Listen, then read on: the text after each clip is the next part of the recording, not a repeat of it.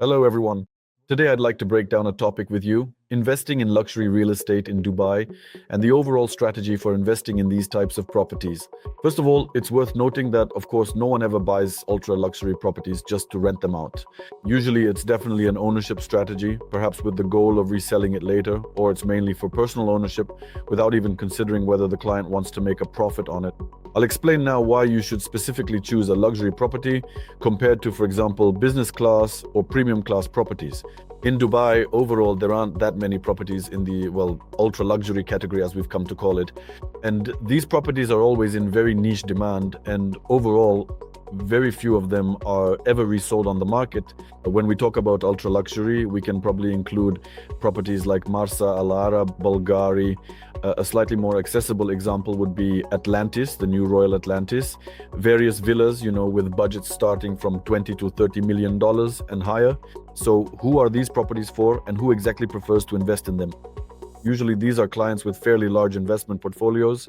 And of course, it's extremely rare for them to purchase just one single property. Often these properties are bought for personal use, to be able to spend time comfortably in Dubai without staying in hotels, and possibly in principle to live there permanently. But it's worth noting that these properties also appreciate very well over time. I mean, if we're talking in general about properties in the comfort, business, or near elite classes, those are the types of properties where, there's a lot on offer. For instance, it could be an apartment building with 100, 120, or 130 apartments. But if we're talking about true ultra luxury, then it's often exclusive real estate. For example, it might be 12 villas or say 24 villas in one particular cluster, where the properties, they don't exactly sell like hotcakes if we're comparing them to 1 or 2 bedroom apartments. These are properties that are sold on a case-by-case basis by specific request and are resold in the same way. I have a number of case studies where a client, for example, purchased a villa in 22 Karat. That's a community on the Palm with 22 villas, which were actually built by our fellow countrymen.